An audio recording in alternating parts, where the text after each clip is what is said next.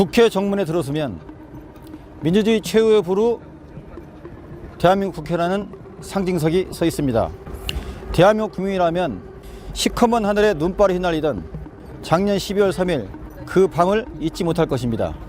그로부터 벌써 1년, 윤석열 일당이 저지른 내란 정국은 이른바 윤 어게인이라는 구호와 함께 법정과 국회 그리고 거리에서 여전히 진행 중입니다. 드림투데이가 인터뷰 특집으로 그 1년 전의 아픈 기억들을 소환하며 대한민국 정치의 새로운 역사 발전을 모색합니다.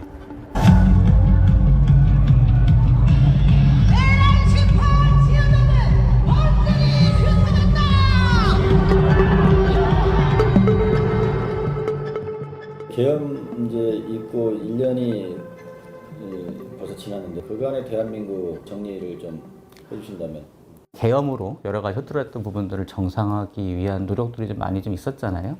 지금 특검도 진행되고 있고 다양한 수사들이 진행되고 있는데 아쉬운 거는 이제 특검에서 많은 노력들을 해왔지만 아무래도 조금 이 당사자들이 여러 가지 부분에 대해서 본인들을 좀 가리고 여러 가지 뭐 증거 이런 부분들이 있어서 이분들에 대한 단죄가 제대로 될 거냐 이런 거에 대한 우려들이 좀 있는 것 같은데요. 그런 부분들은 어쨌든 뭐 결국엔 시간과 역사가 그런 부분들에 대해서는 단죄를 정확하게 하고 그런 기록들을 통해서 사람들의 어떤 평가들을 남을 거 있다 생각이 드는 거고 그 당시에 이제 바깥에서 시민분들이 하셨던 부분들이 단순하게 이게 계엄을 해제하고 계엄을 일으켰던 당사자들에 대해서 어떻게 할 것만이 끝이 아니라 결국엔 대한민국이 이런 일이 다시 벌어지지 않도록 좀 제대로 뭔가 좀 변화시켜야 되는 것이 아니냐. 여러 가지 구조도 좀 변화해야 되는 부분도 있을 거고 운영 방식에 대한 변화들도 있어야 되고 이런 부분들은 열망들이 많이 좀 분출됐던 부분들이었던 것 같고요. 뭐 여러 가지 이제 그 겨울을 지키셨던 시민분들 열망이 그런 부분이었는 건데 그런 부분들을 어떻게 잘 담아내야 되지 않겠냐 이런 부분일 텐데 저희한테 어떻게 보면 민주당이든 국회가 지금 받고 있는 과제인 것 같고요. 충분하게 성과를 냈다라고 자신 있게 말씀을 드리지 못하겠지만 방향을 잘 잡고 가고 있는 부분은 아니겠느냐. 특히 대통령도 그 부분에 대한 부분들이 명확하게 문제의식 갖고 계신 것 같고요. 그래서 이제 그런 부분들을 어떻게 좀 구체화된 성과로 남기느냐 이런 부분이 과제로 남는 것 같습니다. 12월 3일 그날 그 시간 네. 어디에서 어떻게 계엄 소식을 들으셨나요? 후배들이랑 밥을 먹고 이제 집에 가려고 하고 있었는데요. 뭐 그 전부터 찌라시가 좀 돌긴 돌았어요. 뭐 계엄을 한 해 만에 당연히 뭐 아무도 믿지 않았던 상황이었는데 헤어지려고 이제 막 집에 가려고 하는데 그때 이제 대통령 담화가 있었고 그 소식 듣고 뭐 의원님께 전화 드리고요. 그 다음에 아무래도 조금 상황들이 뭐 좀 봐야 되다 보니까 좀 주변을 보고 있었는데 제가 들어올 당시에는 이미 좀 막혀 있었어요. 경찰들이 봉쇄되어 있는 상황이었고 그래서 정문이나 이런 게 다니면서 이제 의원님들 들어가시는 거 좀 도와드렸었고 근데 저도 좀 들어가야 되다 보니까 저는 이쪽 뭐 좀 주변에 좀 왔다 갔다 하고 다니다가 국회회관 옆에 이제 어떻게 들어갈까 고민하고 있었는데 그때가 이제 마침 아시겠지만 경찰 살짝 풀어줄 때가 있었잖아요, 잠시. 그래서 그냥 저는 모습 출입 좀 보시고 들었습니다. 네. 계엄 소식을 딱 들었을 때 그때 심경은 어땠습니까? 일단은 처음에는 아까 말씀드렸지만 찌라시가 돌 때마다 믿진 않았는데 이제 사람들이 보여줬던 게 이제 대통령 담화 이제 화면이 보여줬었고 와 이건 정말 미쳤다 이 생각밖에 들지 않았었고요. 그래서 그 당시에 일단 의원님을 일단 몸을 피하는 게 우선이겠다. 그 당시에는 이제 본회의장으로 모이라고 하는 공개 소식은 못 들어서 의원님께 일단 좀 몸을 피하는 게 좋겠다고 전화를 드렸는데 이제 그 당시 대표께서 문자 공지를 뿌리셨대요. 당장 본회의장으로 집합을 하라. 그래서 그럼 의원님 최대한 몸 조심하고 가셔야 됩니다. 뭐 이렇게 해서 말씀을 드렸던 것 같고 그 당시만 해도 크게 뭐 이게 정말 사실인가? 뭐 사실 이제 어안이 좀 봉범한 상황이었죠. 왜냐하면 뭐 저도 나이가 이렇게 많지 않은 상황이라 그 전에 계엄은 경험하지 못했던 상황이었고 근데 그런 부분들이 김민석 총리께서 당시에 이제 의원님께서 이런 말씀을 많이 하셨지만 그게 가능하겠어라는 게 기본적인 분위기였거든요. 네. 그러면 국회에 들어오는 과정, 그 다음에 계엄 해제 표결 전후 경험한 국회 분청 상황을 좀 자세히 설명해 주시겠습니까?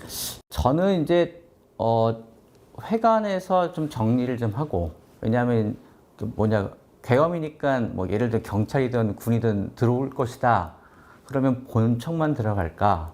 분명히 의원회관도 이러저러 침탈들이 있을 것이고, 그러면 이제 의원실에 대한 수색들이 있을 거잖아요. 그래서 좀 정리 좀 하고 그 다음에 이제 본청으로 좀 옮겼던 상황이었고, 그래서 저는 제가 있던 장소는 안에 로텐도어는 아니었고요. 저 아시는 것처럼 본청 2층에 의원님들 출입구가 있잖아요.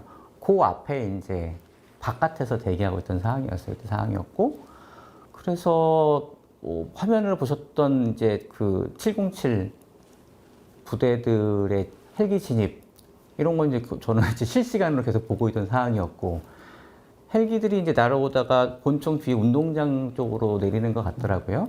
그런 상황에서 좀 있다 보니까 이제 바로 첫 번째 부대들이 바로 진입을 했었던 상황이었고, 그래서 아마 제가 맞닥뜨린 계엄군이 일진이었을 거예요. 말씀드렸던 것처럼 국회의장장에 헬기를 내리고 일부는 이제 1층 쪽으로 갔지만 일부는 이렇게 본청을 돌아가지고 바로 2층 출입구 쪽으로 왔었거든요.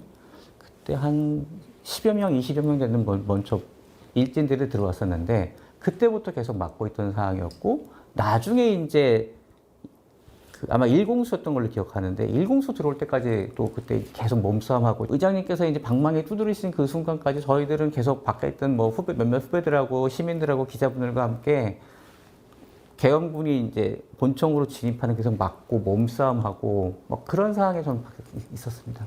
총을 든 군인들하고 맞닥뜨렸을 때 뭐 신변의 위협 같은 거 느끼지 않으셨나요?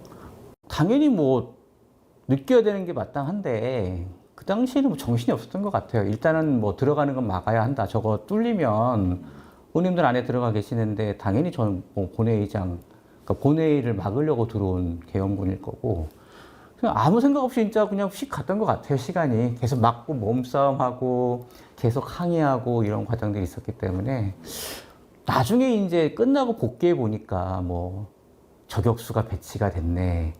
그때 이런저런 상황이었으면은 우리가 어떤 상황일 거네. 이렇게 복귀해 보니까 나중에는 조금 무섭긴 했는데 그 당시에는 뭐 그냥 그렇게 지나갔던 것 같아요. 네. 그때 계엄군들 눈빛이나 뭐 언행 같은 거는 어떻습니까? 굉장히 자제하는 분위기였던 것 같아요. 일단은 뭐 저희들도 뭐 일단은 저희도 좀 뭐라 그럴까 용기를 좀 내야 되잖아요. 그러니까 막 이제 뭐 항의도 하고 욕도 하고 막 그러면서 니네가 여기가 주석궁으로 보이느냐, 여기가 국회인데 니들은 주석궁 가려고 훈련받았던 군인들인데 어떻게 여기 올 수 있냐, 막 이제 야지를 줬는데 일단은 일체 대응을 안 하는 걸로 사전에 뭘 받았는지 모르겠는데 아마 그런 건 아니었던 것 같고, 나중에 들어보니까 이 친구들도 되게 젊은 부사관들이었을 거잖아요. 되게 당황했던 것 같아요.